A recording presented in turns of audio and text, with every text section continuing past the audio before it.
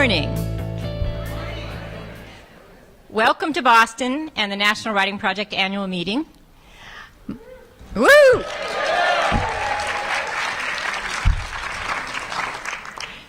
My name is Judy Buchanan, and I'm the Acting Executive Director for the National Writing Project. And to really welcome us to Boston, I want to introduce Glenn Mitchell, Director of the Boston Writing Project, and her colleagues who are going to get us started. Come on up.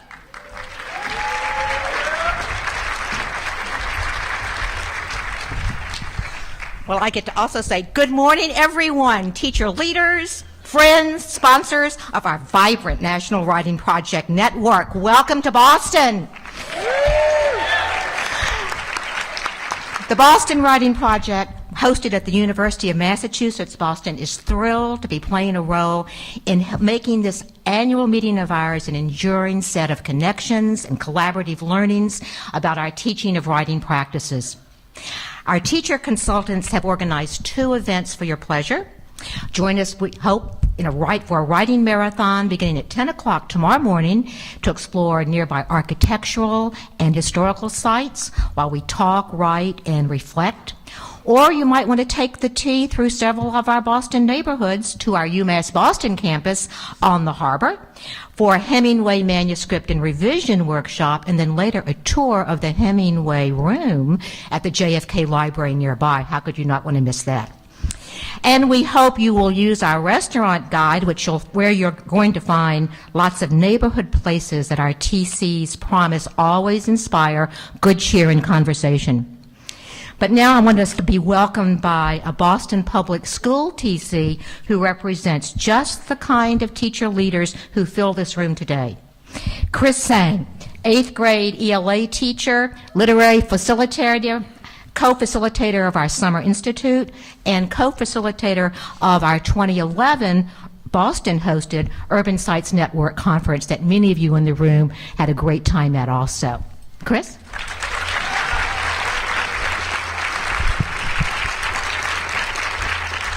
Thanks, Glenn. Welcome to Boston on behalf of the Boston Writing Project Teacher Consultants. As the host of the 2011 Urban Sites Conference, we are once again excited to welcome you to our city and all that it has to offer. As teacher consultants, our beliefs align with the National Writing Project's core principles in that inquiry forms a large part of our work as teachers, along with coming alongside our students as writers ourselves. We also see sharing best practices as important to our growth. The Boston Writing Project serves as a third space for teachers to help develop themselves as professionals, in that it gives us a safe space to try new ideas and experiment with one another and do teacher-led professional development. I teach at the Harbor School in Fields Corner, a Boston public school, the first full inclusion middle and high school in the district and the state. The diversity of my school, including race, ethnicity, culture, and its focus on inclusion, are representative of the BWP profile of schools and my teacher consultant colleagues. We are also excited for you to experience the diverse neighborhoods Boston has to offer during your stay here. We want to highlight some gems off the beaten path and allow you to hear from our students about what they love about their neighborhoods. We believe that our life experiences shape who we are as writers and teachers. 2 of my former students, Shonda Carvalho, a 9th grader from the Harbor High School and student government leader, and Terrell White, a 9th grader from the Harbor High School, an aspiring author himself, will describe their favorite neighborhoods to you. So I'm going to turn it over to Shonda.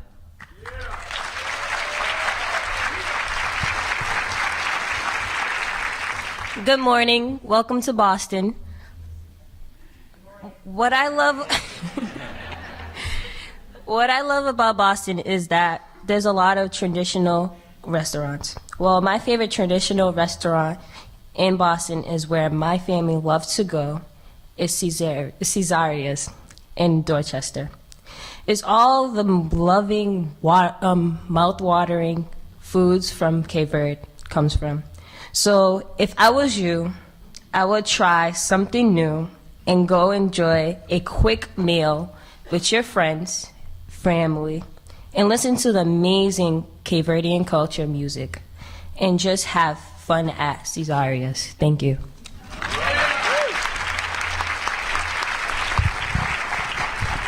How you guys doing?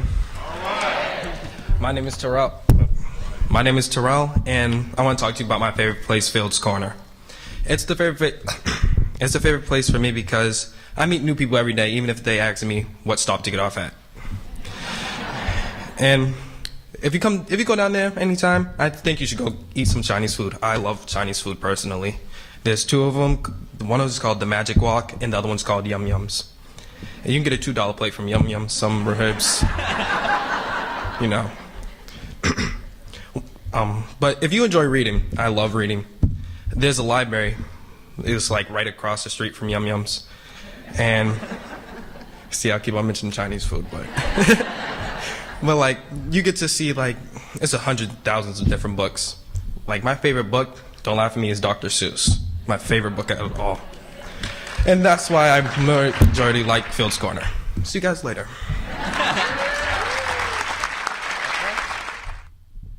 Thank you, Boston Writing Project. What a great way to welcome us to Boston. Let's give them another round. Thanks.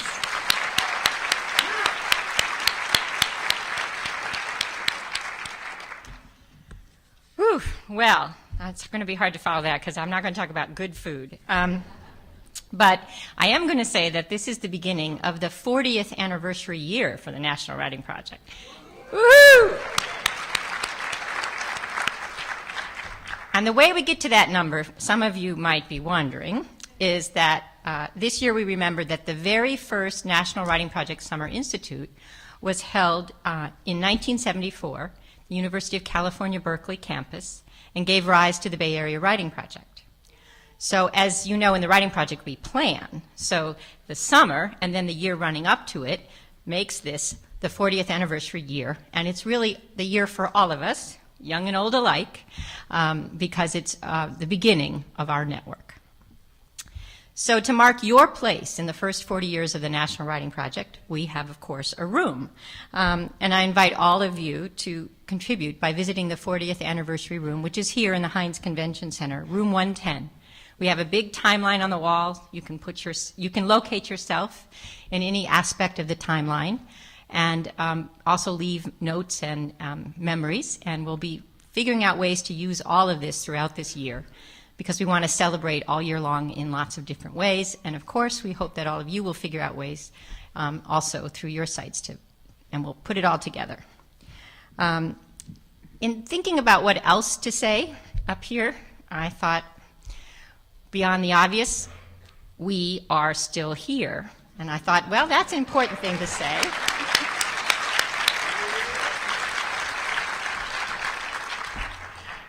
I also did a very Writing Project thing. I thought about the plenary last year, and I thought about my colleague Tanya Baker's introduction and her letters, and I thought, I am going to do that. So my letter is a letter to Jim Gray. So, dear Jim, and he, for those of you who might not know, he was the founder of the National Writing Project in the Bay Area Writing Project and the California Writing Project. At this official opening bell of the National Writing Project's 40th anniversary year, I felt compelled to write to you, to let you know that the National Writing Project network, joined by our common mission and bonded yet through another round of crises and challenges, is flourishing. In a world and an education landscape that you might have some trouble recognizing, the teaching of writing and the importance of writing is more important than ever. You would be thrilled to know what your core belief in gathering teachers together to learn, to write, and to create new knowledge for themselves and their colleagues and the field has generated. If I started to list all of those accomplishments, however, it would go on way too long, and you would not approve of that for the plenary, I know. So let me just tell you a few things, and then, as you know, Writing Project directors, teachers, and colleagues will deepen our learning throughout the day in the sessions they lead. We actually started early, Jim, so our first sessions were before the plenary. We still continue the practice of squeezing every moment available for dialogue and learning. The coffee has improved. And since those early days, we gathered in a ballroom like this and just pulled our chairs into a circle. And I'm not actually sure there really was any coffee. So we're much better prepared for today. The things I want to share with you, though, that are directly from your legacy are these. First, teachers are really smart. Okay, come on. Teachers are really smart.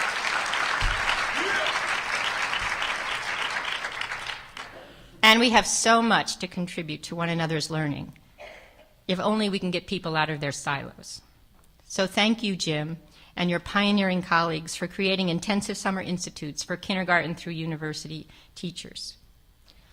Knowing about writing across this spectrum has provided a generative framework for so many, many teachers over the years. While much about the NWP has been exported, validated, and replicated, this core belief and principle has sometimes been overlooked. It has generated so much new knowledge and has served us well as we make new arguments today for the teaching of writing. We know more collectively because we have learned together. The second thing I want to tell you is that writing for a range of audiences and purposes is a simple idea, as you know, but profound in its execution. Again, the basic principles that teachers of writing must write themselves prepared us for the leap into the digital age. We are here, still writing and learning, with a whole new range of affordances. It's an amazing new world, and writing is at its core. The joy and the opportunities for writing in this new world are immense, as are the challenges. For those of us in the NWP, though, the digital age has provided us with new platforms for our shared work. You can't miss engaging in all of that learning today at these sessions. We also have a new map to show you just a fraction of what's going on all across the country. And finally, Jim, I want to thank you and all of our Writing Project colleagues across these 40 years for the legacy of welcome, as Vanessa Brown, my now retired colleague from the Philadelphia Writing Project, named it. The Writing Project invites people to learn, to write, to explore, to hang out, mess around, and geek out in today's lingo. A key word is invite, and the tone is of welcome. This may be perhaps one of our most important attributes. Hard to capture, hard to market, hard to monetize in today's world, but perhaps for this reason, more important than ever. This summer's work included new institutes, intensive school partnerships, and work with a range of partners from science museums to the maker community. We launched the Educator Innovator Initiative, a growing community of learners and partners who share the vision of connected learning and have multiple ways to invite young people and their teachers and mentors to learn, to grow, to create, and to write for what has become a global audience. In our summer of making and connecting, Writing Project leaders invited us to learn together, and as always, to make our learning public. It is easier now to share products generated across the network, to try our hand at making something new, to explore a new genre, to immediately read an essay, a blog, or a digital story created 1,000 miles away. But it is the intentional invitation to do so, and the welcome to a community that is still foundational to our active participation, so many of us across our overlapping communities. So we are still here, writing and learning together in this new world, Jim. Thank you for the invitation you extended to imagine a world where these ideas could grow and generate new worlds not yet created. And yes, we will write more today, too. All best, Judy.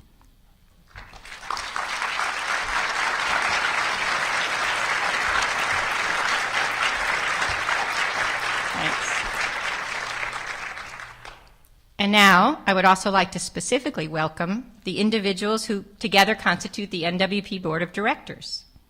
They bring us expertise from business and finance, communication and marketing, education, law, and of course, local site perspectives. And they are all dedicated to the mission of the National Writing Project. So I invite all of you to stand as a group so we can thank you.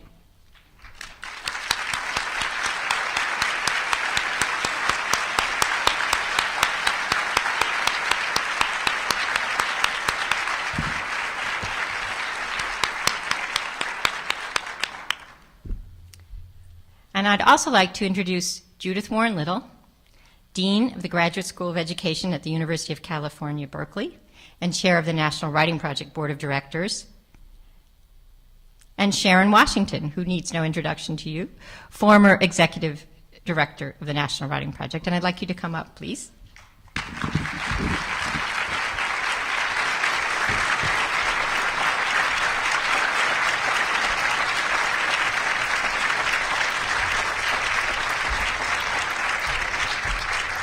And before I leave the stage, I just want to extend my profound thank yous to them both on behalf of all of us for their shared work and dedication to the National Writing Project. Thank you.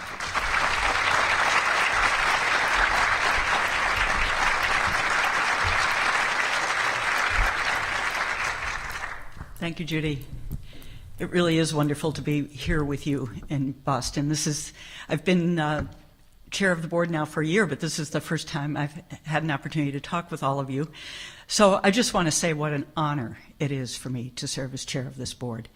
I've studied teachers' professional development and teachers' professional relationships, learned from and with teachers for over 30 years, and I've never encountered an organization with the sense of purpose, of passion, loyalty of this organization. It is truly a phenomenon now in starting its 40th year. So congratulations to all of you and to all of, I'd like to include me, all of us.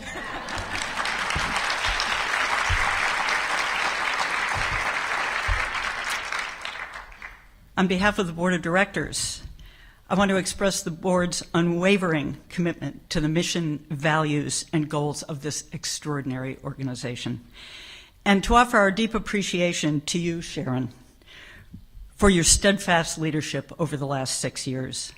When you came to the Writing Project in 2008, you could not have envisioned the profound challenge that would await you and confront all of us with the end of direct federal funding in 2011.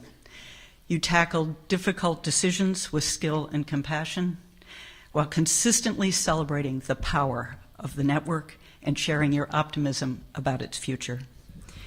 Having navigated these difficult times, NWP has demonstrated most convincingly that it is the nation's premier advocate and resource for those who teach writing and who write themselves, as you are doing here today, at every level of K-16 education, amid writers of all ages and backgrounds, in and out of school, and, as Judy alluded to, with a dizzying array of forms and venues today. NWP has proven itself in a highly competitive environment, earning funding and praise that testify both to its decades-long record of accomplishment and to its compelling vision for the future. The board congratulates this remarkable organization for its accomplishments and thanks you, Sharon, for your dedication and your commitment to this work.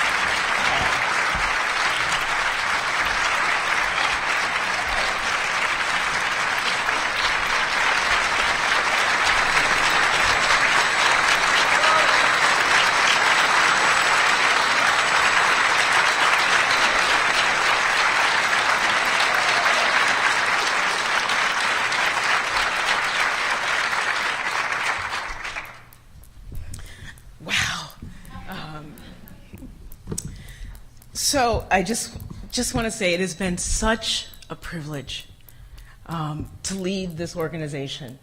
I have learned so much.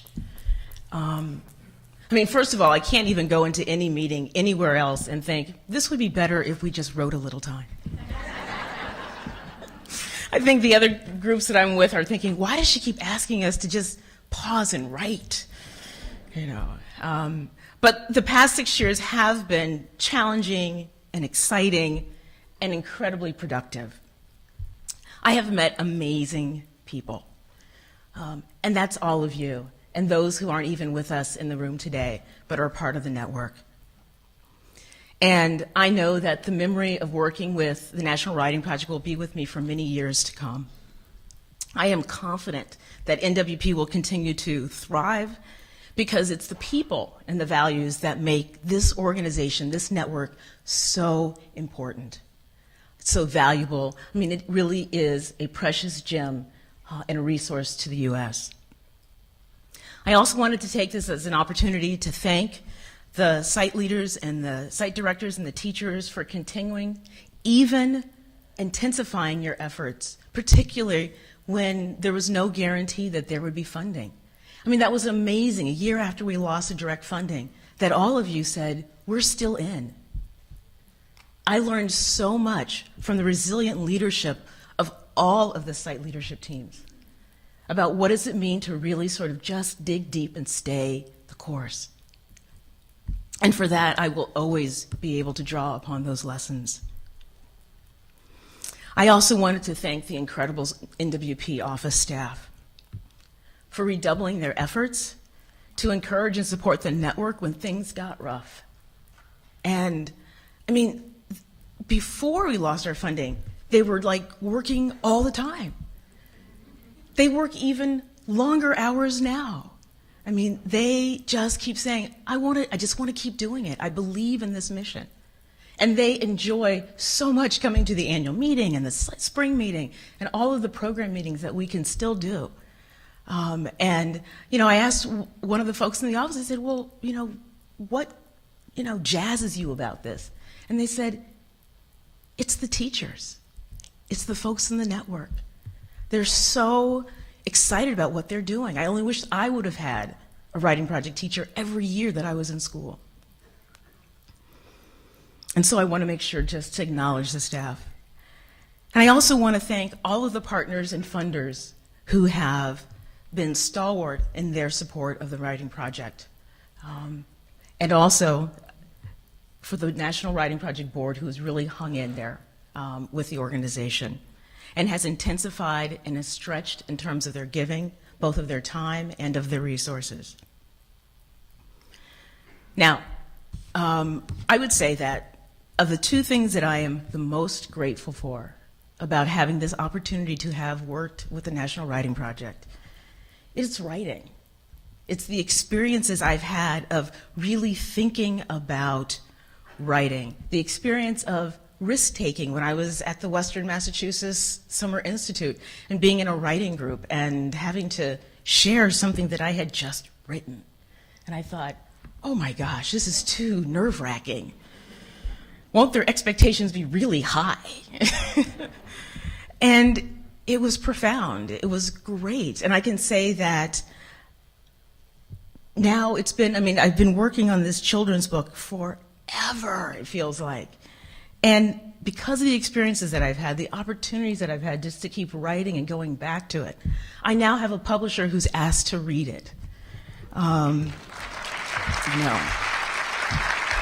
So it's like, and so in the next month, I will be sending that out and just, you know, waiting anxiously for their feedback. And I'd also say that the other thing that I have really gained from my time at the National Writing Project is just the opportunity to be in this community, this amazing, expansive, inclusive, welcoming community. I will hold memories of the Writing Project with me always. You will be a part of me. I am excited about what my future holds. Man, it was a really bittersweet decision, folks, I gotta say. And being with you right now is just, wow. I'm gonna miss the revival, you know. So, you know, you may see me again, because I think I might need a dose of this. But, wow. It has been amazing. And I will follow you. I will write. Every time I write, I will think of you. And so I just want to thank you.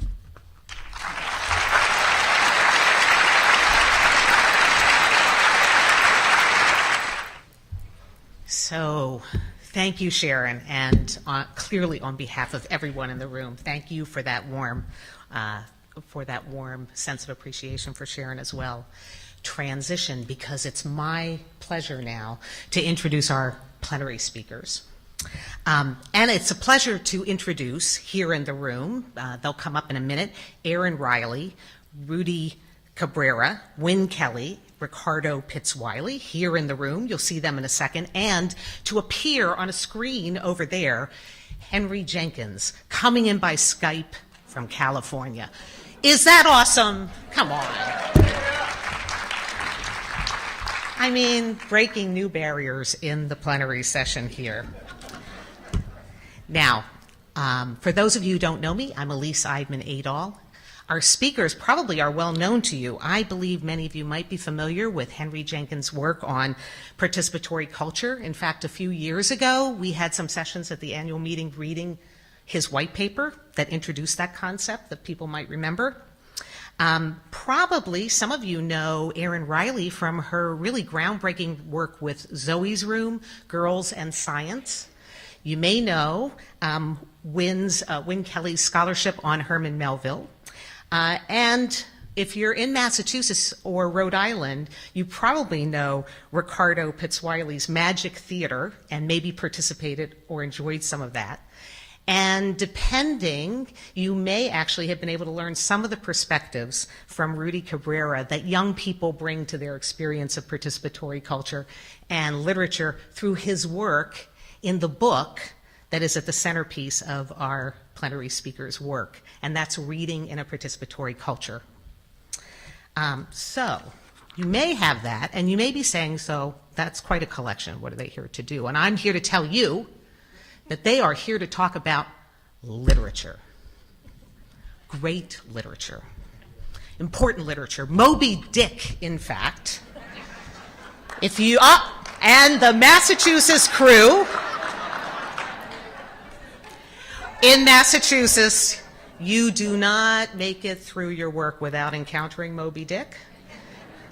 But Moby-Dick is such a great book that I believe everybody in this room knows it, but few have read it. That tells you how great a work of literature it is that everyone can say, oh yeah, right, the whale, the Ahab, oh, Call Me Ishmael, oh my God, what an opening that is.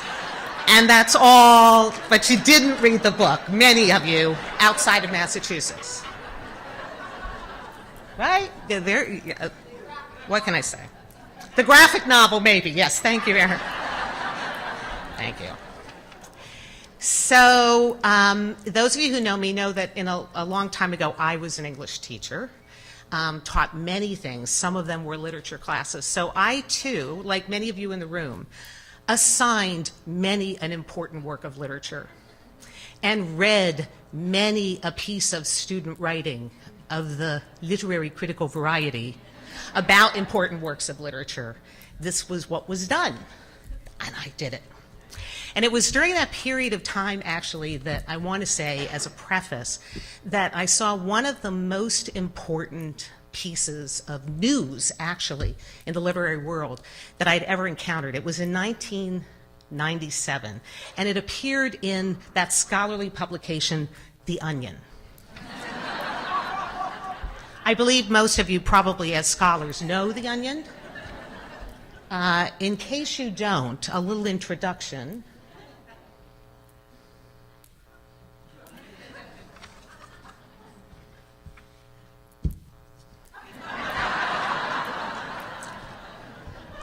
So if that helps, a bit of context. Here it was. 1997, this headline appeared. A major contribution, freshman term paper discovers something totally new about Silas Marner. This news was so groundbreaking that I want to read some excerpts from the news piece in case you missed it.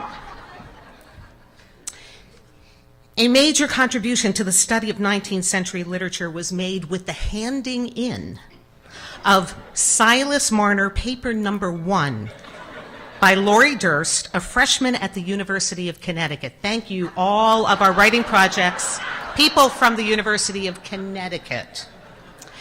According to leading experts on Silas Marner, George Eliot's 1861 fable of cruelty and redemption in the rural English countryside, Durst's 3-page work contains a revolutionary insight into a key piece of symbolism in the novel which had previously escaped scholars.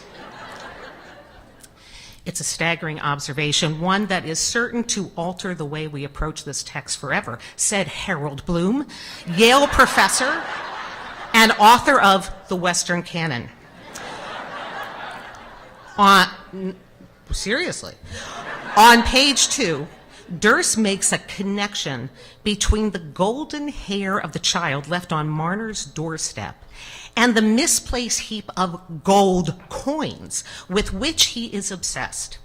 While it may take decades for the full significance of this chromatic objective correlative to ripple through academia, in my mind it has already opened the door to a rich, fertile, and heretofore virgin soil of Eliottian structural analysis. Asked for comment, Durst said, yeah, the girl's hair is gold, and then Silas Marner is also looking for his missing gold, so in my paper I said how that was symbolic of something.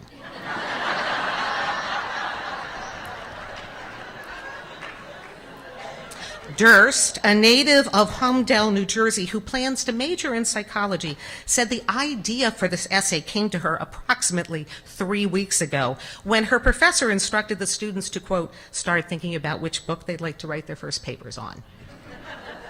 Durst said she chose to focus on Silas Marner because it looked pretty short. Professor Thomas Perkins, who teaches English 140, was unavailable for comment on the paper. But another University of Connecticut English professor, speaking under condition of anonymity, said that Perkins and his colleagues were, quote, stunned and somewhat embarrassed by Durst's 12-point Chicago fonted opus. You have to understand, he said, many of us have read Silas Marner 10, 20 times. Maybe we had a vague sense that this adorable golden-tressed waif who comes along to redeem Silas's soul could have something to do with the gold coins that previous to that had been his entire focus of his life. But we, and apparently every other reader before Mr. Durst, simply dropped the ball. While Durst declined to reveal the exact direction she would take with her scholarship in the near future, she did express a strong, long-term commitment to the study of English literature. Yeah, I have to take 3 more English classes to fulfill my minimum distribution, Durst said, so I guess I'll be reading books for a while.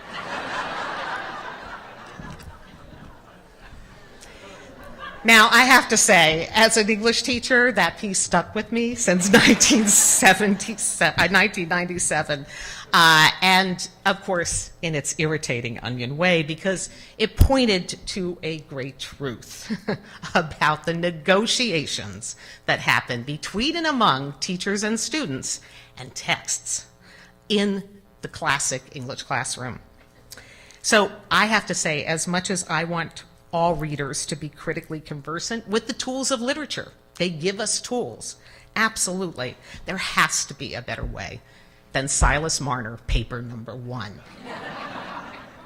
Now, I would say for 40 years, we in the National Writing Project have sought to do better.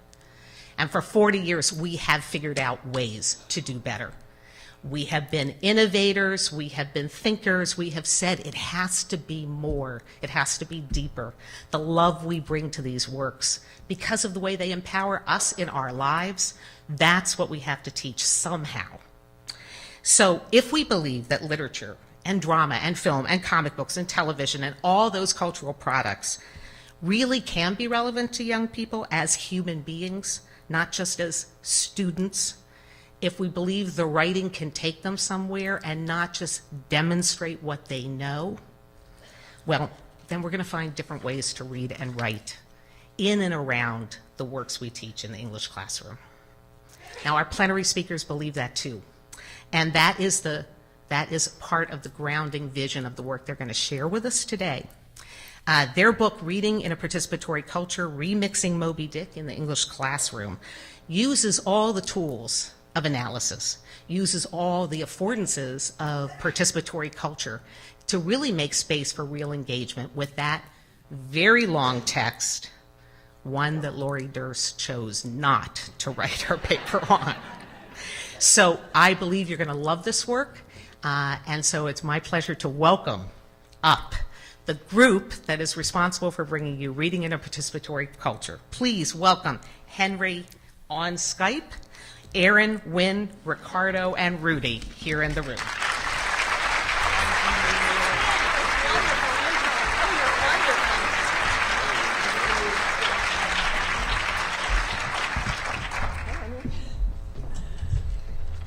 Okay, so we need to make sure to speak in the mics. Ooh, yes. So thank you so much for inviting us out here. It's kind of nice to feel like we're all coming home, getting to come back together to Boston. We're in 2007. We actually started this journey, so it's coming full circle back.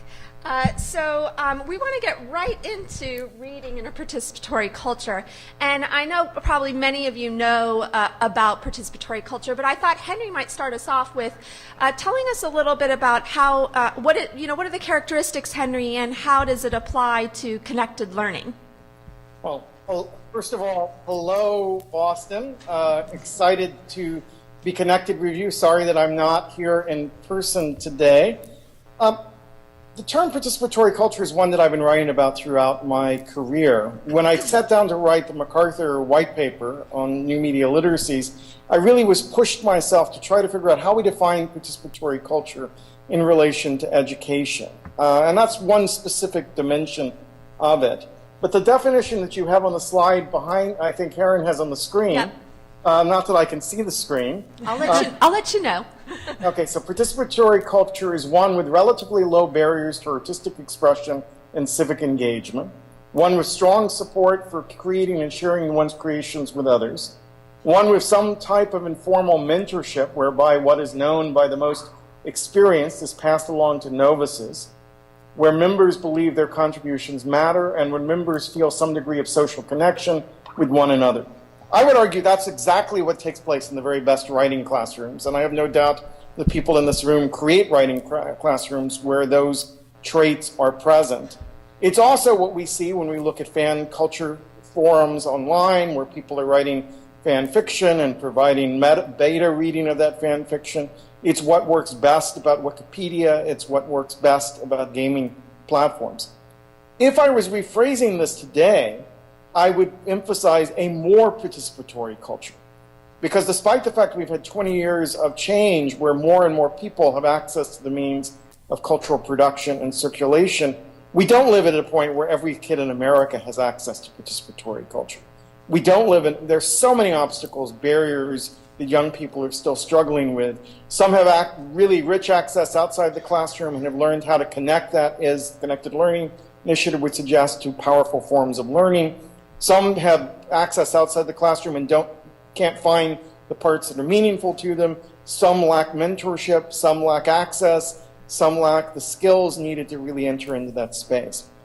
Where I think participatory culture affects education in a different way than the Ms. Dunst story that we just heard is that Ms. Dunst is doing this on her own. She's an individual reader outside the classroom who probably has limited contact to the teacher and has probably not said anything in class all semester, trying to write a paper where she doesn't fully understand the book. And that's where I was the first paper I ever wrote about Moby-Dick. But what we're seeing in our classrooms is groups of people reading together. New media literacies are collective skills.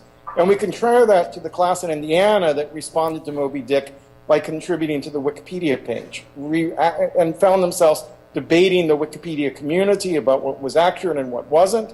They didn't make discoveries in the sense that the Onion is making fun of, but they made contributions. And in the process, they learned something about the power of research and the degree to research is in fact debatable, that people work together and sometimes constructively adversarial way to determine what the truth is of a literary work. And that, I think, is a very powerful lesson, maybe a more important lesson than whether the particular set of symbols in Silas Mariner or, line up with each other or not.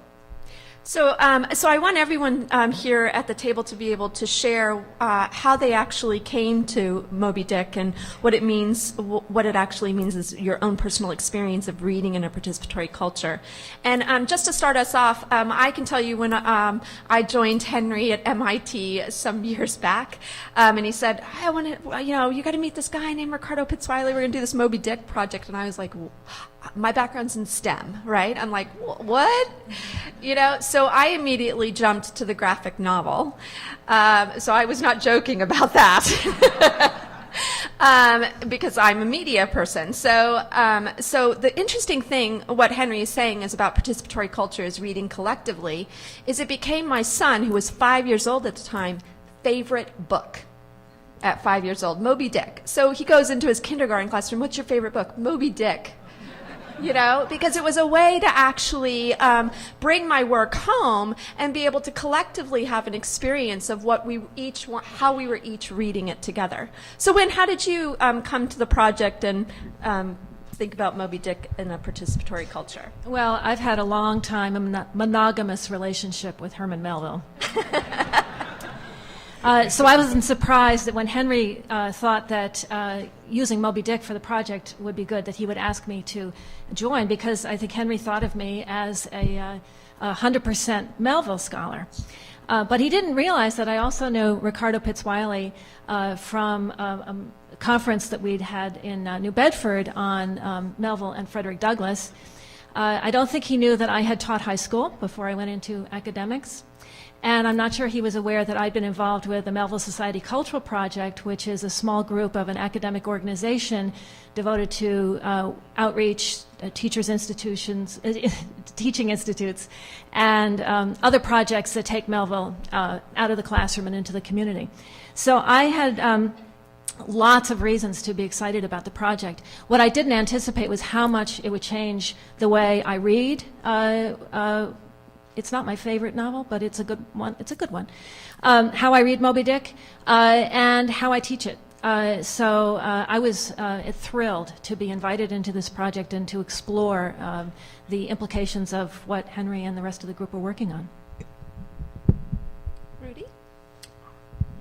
Yes, I was brought into the project via, Ricardo Pizzwiley through Mixed Magic Theater as a student and actor standpoint. I think it was something that really, really affected me very positively. I was pretty much just asked to kind of be myself, which was cool. No pressure there. I can do that easy.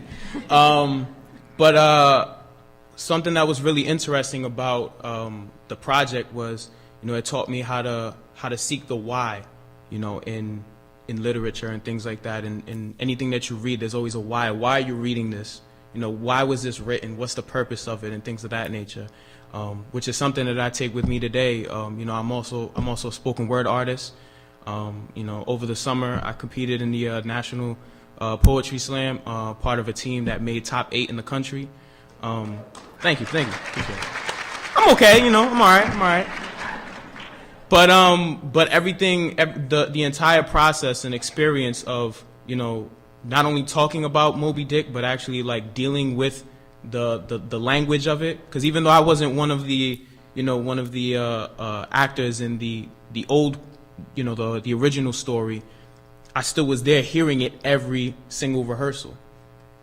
And it was something that I still take with me to this day. A constant balance of, myself, which is, a little bit politically incorrect as far as like, structure and things like that, but also having that structure as well and finding that comfortable balance in between to where, I can do the same poem, on the block, as they call it, with some friends, but also in an educational environment as well.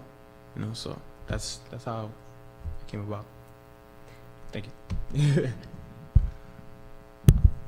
Rudy's my an example of what literature can do, and how it can change not only a young person, but it can also change you. I came to Moby-Dick as a theater artist. I also read Henry's white paper on new media literacies, and I understood 2 pages of it. But then I also met Wynn Kelly at the Melville conference, and I believe there was a disconnect between scholarship, between the theater, between the actual doing of the work, and also the people we were trying to impact. And I've had a very good career as an actor. But I became more interested in this work, in the teaching of it, and how you could take a novel like Moby-Dick and say, and deal with the question of how do I make it interesting and accessible to a contemporary audience, not just a young audience. We spend a lot of time investing in young people and not their parents and grandparents, and I believe that real learning happens when there's conversations across generations and across economic lines, social lines. I think one of the best parts of the Moby-Dick project, the play itself, was when Rudy met Wynn. You know, and a friendship and a relationship developed there. It's my people. And also when the group met Henry Jenkins, it was very different. But also, it became very important to make sure that Moby-Dick wasn't just a play we did, but it was a lifetime experience. It was something that would stay with the young people and everybody for the rest of their lives. And so just to think about what you're saying about this cross-generational conversation, not just a book, but a whole entire experience. If you have read the book, I'm going to quote from it right now. Yochai Benkler, who's a good colleague of Henry's, argues that we look at the world differently in a participatory culture. We look at it through the eyes of someone who can participate. And I think just from our introductions, you can see that that's how we all kind of began to engage in it, is through being able to have conversations with others and participate. So just as we saw in, there's a motives for reading unit, which we're going to get into.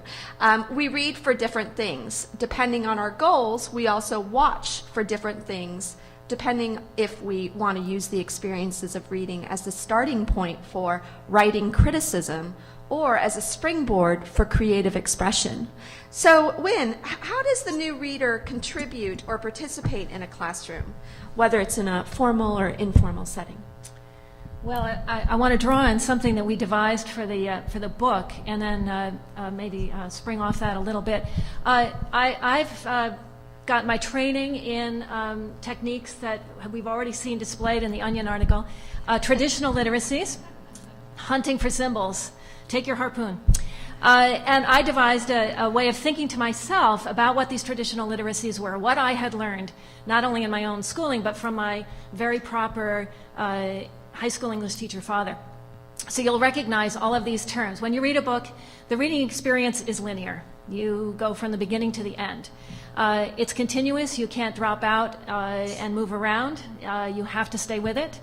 And we were all taught the dramatic unities. Books have a unity, and you can't mess around with that. It's complete. You can't just read part of it.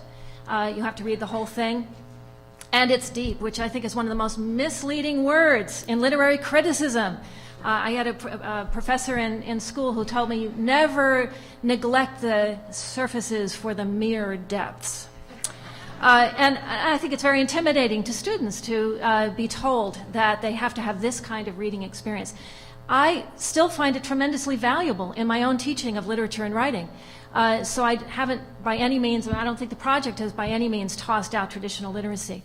But we wanted to encourage a different kind of literacy based on the work that Henry had done with fan cultures and fan communities, and also work that we saw happening in the classrooms of the teachers that we asked to test our volume. So you can see what some of those principles are, that readers are also writers, reading with pencil in hand. that Or finger. or finger, yeah, right. Oh yes, fingers. That the author is more broadly defined than in the traditional concept as someone in dialogue with a larger culture. That reading is a kind of umbrella term for a lot of practices that take place between a person or a group and a book. That it includes both critical and creative practices, as you saw in the passage that Aaron just read to you. Very interesting to me, something I'm committed to in my teaching, is that literary texts are fluid.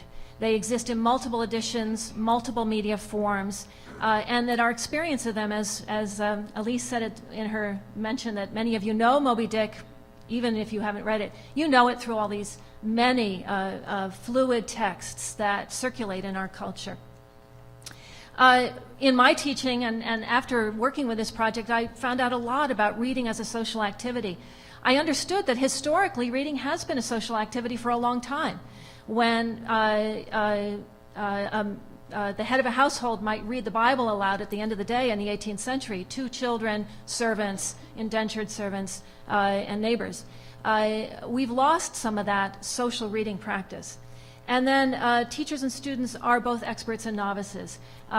This is something that this audience is all too familiar with, the understanding that we collaborate in our teaching and learning together. So Rudy, thinking about these new characteristics of participatory literacy, of the new media literacies in a reading experience, does one resonate with you? How do you actually? What is your motivation to engage in the reading practice? Well, as I was listening, something that popped into my head was and something that I learned through this process a lot, through hearing different speakers and things of that nature, is the idea of content versus context.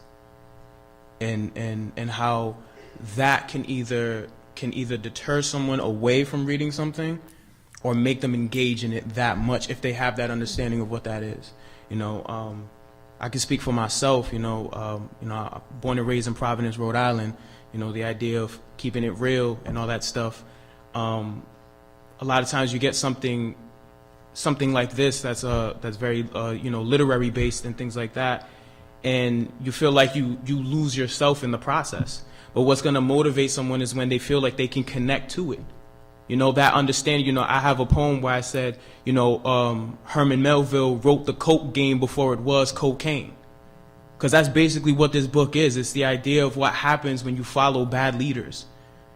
And that's a lesson that I was able to take into my personal life and things that I see in my community and things of that nature. So it's the idea of content versus context. And when you're able to teach younger people that it's not about losing yourself, it's about customizing yourself into these different situations.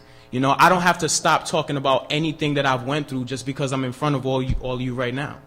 I can still talk about hardships that I've been through, fights that I've been through, all of that stuff. And you know what? If people judge me for it, oh well. But you know what? I know that I have there's a purpose for it. There's a purpose for it, and I'm not losing myself in the process. And I think that's really what motivates new readers, because there has to be a connection, because we're lied to on a daily basis. So, Ricardo, tell us a little bit about actually the writing of the play Moby-Dick Then and Now, and situate us in that context of how this began. Oh, well, in the writing project, a part of the process, the first thing I did when I read Moby-Dick, I downloaded the whole novel, and I dropped out everything that wasn't in quotes. So I had what Melville had to say, not just what he was talking, not just when he was describing things. What did people actually say? And because in what they were saying was also what they were doing. And then I had an idea that the white whale and cocaine were kind of the same thing, and the international cocaine cartel, if you will. And then you look for those things in what Melville had to say that you could translate into a modern language and a modern story. And so the writing of it itself was about trying to honor what Melville was saying, what Melville had said. You keep going back to the original text. Don't change his story, just maybe change the way the story is going to be told. And then the third part of that process was bringing young people in, like Rudy, to say, okay, I've written this now, but I'm not sure I'm acknowledging or recognizing your language. And don't make Melville's language a higher form of art than your language. But understand that if you're going to write something, you must seek for it to be art. You can't just be casual, accidental language. And they were brilliant. They were brilliant. But we always were able to go back to the original text. And as an artist, not only do you have to learn to put value on what you're saying, and you have to be responsible for what you're saying and how you say it. So the writing process was about saying, this is what Melville wrote. This is how he said it. I don't know necessarily what he meant every time, but we have to put some value on it now. So the writing process involved always going back to the original, but always seeking a contemporary truth and ultimately bringing it to a right now experience. I stopped reading for a long time because it wasn't right now. As a theater artist, when I'm on stage, it's a right now experience. Now the question becomes, how do you take great literature and make it a right now, in the moment, not something I learned 150 years ago, or it was my teacher's favorite book. So how do you make it important right now? And that's what the writing process involved for us. So, Henry, thinking about making it important right now, going from a book to theater really takes into account multimodality and being able to tell a story across multiple media.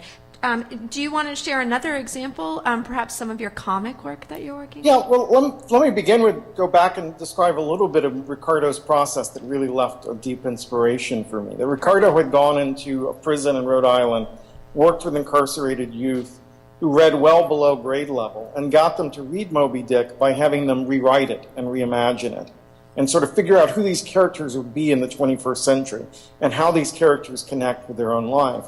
And that had deep resonance for me for two reasons. First of all, I was at that point teaching at MIT, and I was surrounded by students who said they learned how to do what they do at MIT by taking things apart and putting them back together again. So they take a toaster apart, they take a clock apart, they take the car apart.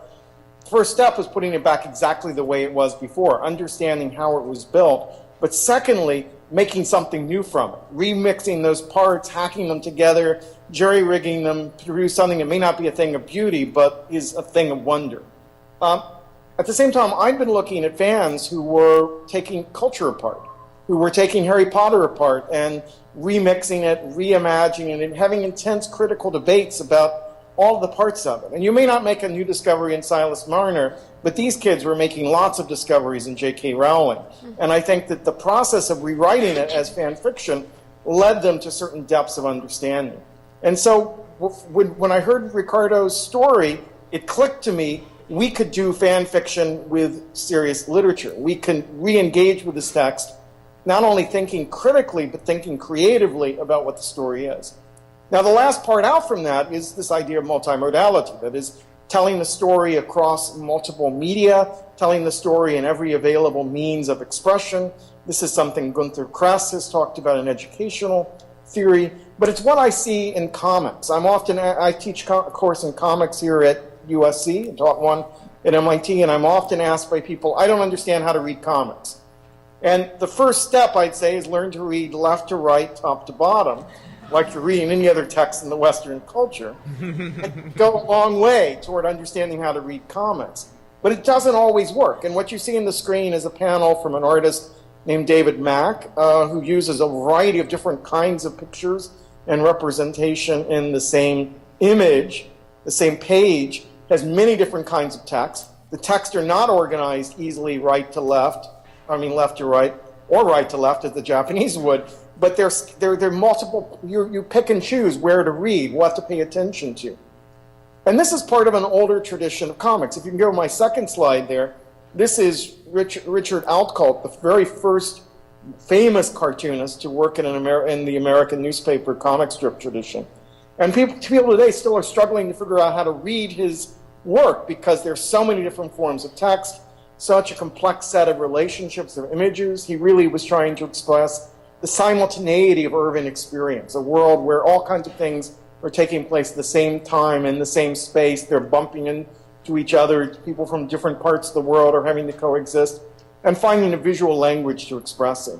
So for my mind, for the modern kids growing up in the new media era, we need to think about writing in the broadest possible sense and reading in the broadest possible sense so that they understand how to process all kinds of images, both on the side of reading, but even, I would say, as importantly, as creators who are able to contribute to the culture by remixing symbols in precisely the same way that Ricardo just described, working with Rudy and his cast to add lines to Moby-Dick Then and Now. So I think this is this image that's on about it. When you first showed this to me, I immediately thought of the Dutch artist Peter Bruegel, because that's who I had studied with in my college days. And then to find out that this is like standing on the shoulders of giants, just like Ricardo is standing on Melville as the giant, right? We're always kind of building upon our history and kind of having a reverence to it while still creating something new. So thinking about, reader Melville, us as remixers, which is what we are, we're appropriating the past. What about Melville as a remixer? Well, I'm glad you asked that. Because one of the big discoveries for me in this project was thinking about Melville as a reader. I had always thought about Melville as a writer, and I think literature professors tend to do that. And the problem with that is it's always a big mystery. Students never understand what makes a good reader, a good writer. And I don't explain it very well because I don't know myself. I think writing is many things, but I don't think it's something that you can reduce to a single explanation. But I do have evidence for what Melville thought as a reader, and I get it from his marginalia. So what you've got up here are a couple of images of texts that he annotated. Let me see, what have we got? The Bible on the right, yeah, New Testament, and on the left a page from Hawthorne's writings in which he writes, "This is exquisite." And this is kind of fugitive evidence. It only gives you a certain moment in the reading experience. But I began to think about Melville as a fan and a fan of earlier writers. So in my teaching, I was thinking of the reading of Moby-Dick as a way to get at some of those earlier writers. And I'm going to talk in the workshop this afternoon about annotation or marginalia as a way of rereading other texts. And thinking of this as a foundation for good writing. Because when you understand reading, I think you have a better understanding of yourself as both a critic and creative person, and building on what Henry just said. And then clearly you can't talk about Moby-Dick without looking at the way other people have read Moby-Dick. So the other image there is from the Moby-Dick pop-up book, which I know you're all familiar with. And something that... Yes, that I gather is where Ocean's interest in Moby-Dick came from. And I often start my classes with this as an example of something that is as sophisticated in its way of telling the story as Melville is. And I got that idea from Rudy and Ricardo, and what Ricardo just said about looking for a language that is as rich as Melville's, and certainly on a par. So thinking about later artists as writing in Melville's margins gives us all a way to think about our work as a form of reading as much as it is a form of writing. And that's really changed the way I teach and think about literature. So just continuing on this path about remix, because sometimes teachers are concerned about, is this plagiarism? Can you talk, Henry, a little bit about inspiration, which I think this remix builds upon is inspiration, versus how do you compare it to or notice the difference between that and plagiarism? Well, I think if we go back to some of the examples we already have on the table, if we think about Melville building on Hawthorne, Shakespeare, the Bible, he's consciously quoting and remixing, but isn't trying to erase his path, right? He's acknowledging the the sources of material that he's drawing on. He's creating new meaning and new value by bringing those things together in unexpected ways.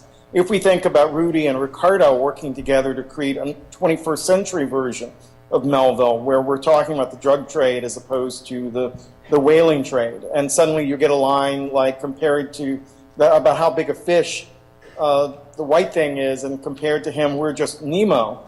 That's a moment where you're expected to recognize the reference to Finding Nemo, and that reference opens up a whole set of associations that are meaningful associations. It's contributing something new. If we look at a work that's plagiarized, neither of those things are there, right? First of all, it tries very hard to cover its past.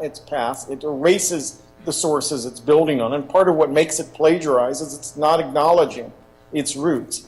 And secondly, I've yet to see a plagiarized paper that made much of an original contribution. Even on the level of what was described in The Onion as a contribution, we're not seeing that the point of plagiarism is not saying anything new, but simply saying something you hope the teacher will accept as an acceptable response to the problem.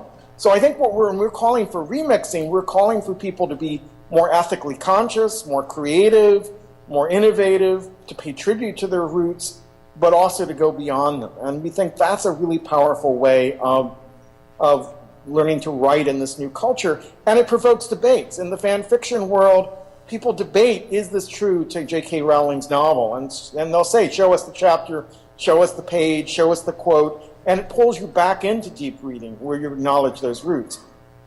The only one doing deep reading around a plagiarized paper is me, the teacher. So, Ricardo, Henry brought up Finding Nemo. Can you tell us a little bit more about how that came to be in the play, as well as perhaps some other examples? I know that you played with gender in the characters, so maybe share a couple of examples. Rudy made the contribution of Nemo. I just accepted it and appreciated it.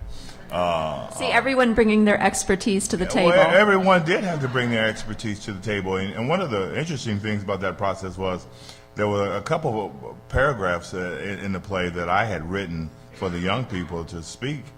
And they would read it, and at the end of it, they said, we don't want to change a word. And I would be like, oh, right, I am so happy, I'm cool, or something like that. I'm not ancient yet. But also in that process, I had to encourage the kids to lift the language off the page. Lift it off the page. Don't let it, sometimes reading and literature is dead language written by dead people. And until you lift it off the page and put a charge into it. See, that's the other part of it. That's where the artist comes into play, I think. The artist says, lift the language off the page and put an electrical charge into it. And so that it burns with energy, it burns with immediacy. And then when you speak the speech, I pray you, trippingly over the tongue, then you get a chance to be accountable for what, not only the idea, but how you express it. I think that's kind of part of the disconnect. But also, I want to go back to your question, because I get excited about a lot of things. Well, I love this, tripping and expressing. But what are some of the strategies? How did you actually? I'm right on time. How did you actually? What were some of the strategies to get the actors to lift it off the page? Well, one of the things is you have to encourage young people and older people to have a collective knowledge or tap into their collective knowledge. The Nemo reference was a reference that everybody in the room understood. But as a theater director and as a teacher in this case, I had to keep introducing concepts and ideas and encourage those the young people and the whole cast to say, we have to keep adding things into the pot. References, cultural references,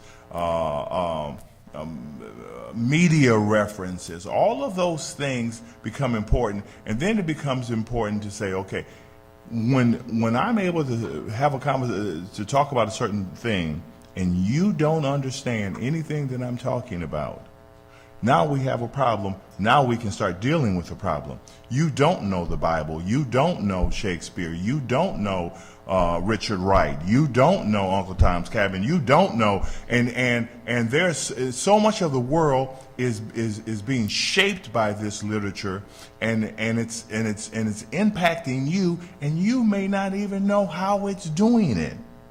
And like that's what Melville did. Melville kept. He might have been the smartest man in the world in his time. He just accessed everything. And I had to encourage my students and my cast all the time, you got to access everything. And you're going to have to be accountable for what you know, and you're going to have to be accountable for what you don't know. Yeah, I use an example frequently. You know, how do you when you dehumanize a person, how do you go from a freedom fighter to a terrorist? It's all language. And by the time you get to terrorist, it's okay to kill you. You know, that's the lesson we learned in Moby-Dick. When the kids would say, "We're gonna have guns," and I say, "You know what? If you take out a gun, it's okay to kill you." So a full immersive experience, Rudy. When do you feel like you had the first aha of like it sunk in and you were like, oh my gosh, my mind has changed. I see something. I see it differently now. Well, that actually happened before the Moby-Dick project with the English teacher, with my English teacher in 11th grade. I graduated from Central High School, and we had to do a research paper. My teacher, her name was Trish Bodkin. We had to do a research paper in her class. And a popular topic in hip-hop at the time was snitching. You know, this was right around the time when this popular rapper named Cameron from Harlem had went on 60 Minutes and gave the dumbest answer ever. But it was a popular topic in hip-hop, and I wanted to write about it. And I found myself asking the teacher for permission to express myself because of past experiences that I had where that wasn't cool. And so, you know, when I approached her and asked her for permission if I could write about snitching, she said something that still sticks with me to today. She said, "Rudy, you could write about whatever you want. You just have to put it in words that I can understand." And it was not only empowering for me, but it also showed a level of humility for her. You know, and that let me know that teaching and things like remixing and all these things, it's a two-way street. It's a two-way street, you know. When as far as like teaching and things, I'm pretty sure there's teachers here and stuff like that, you know. Pretty sure, yeah, just a few, just a couple. Just a couple. Yeah, but something that I would say from a student standpoint, you know, is what separates you from being just a teacher who hands out pamphlets and sheets. And when you can answer that question, there's nobody in your classroom that you can't touch.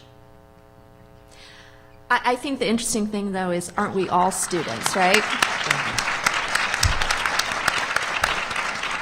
So thank you so much for taking it home for us, Rudy. This is what actually learning in a participatory culture is. It's very much about making relevant, making it personal, and being able to have a dialogue, a two-way dialogue where we each are students, we're learning from each other. So all expertise matters when we're sitting at the table together, which is what this 5-year project has been. All of us sitting around the table, learning from each other, and really having all of our minds blown, right? Yeah.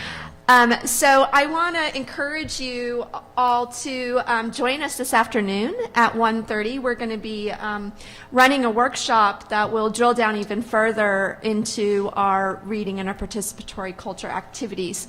Not only did we write a book, but we also created a digital book called Flows of Reading, because we wanted to provide other examples, like Henry was talking about with Harry Potter, Lord of the Rings, Flotsam. You can actually think about it from a wordless picture book as well as a very 600-page book.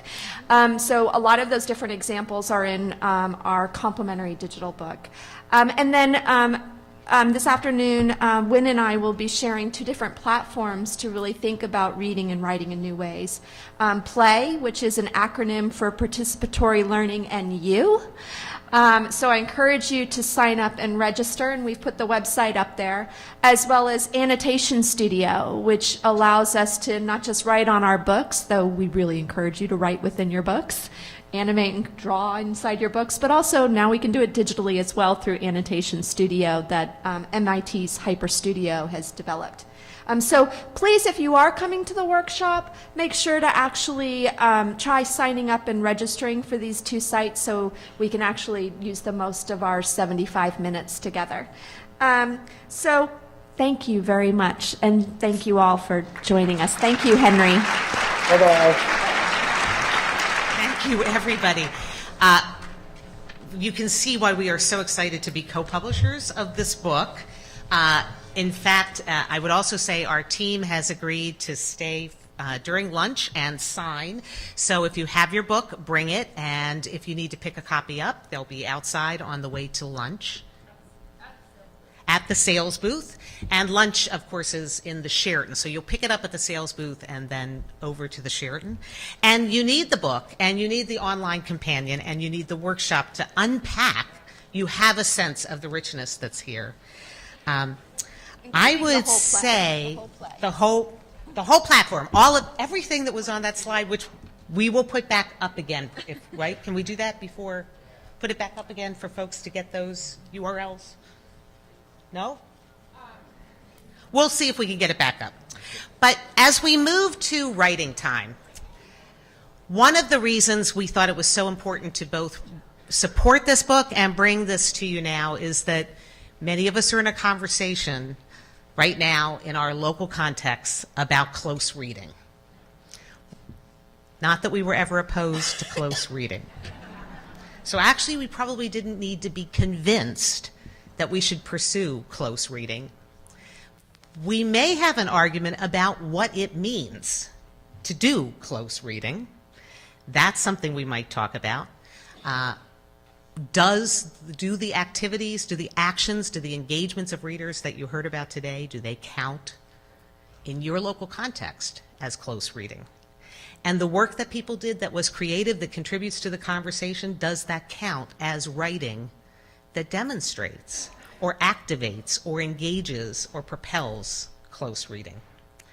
So we would encourage us all to keep our sense of powerful, innovative selves as writing project teachers and bring that to the conversation of what these standards and terms and actions in our local context refer to, so that we can, in fact, save the very best of those ideas and put them to work now and into the future.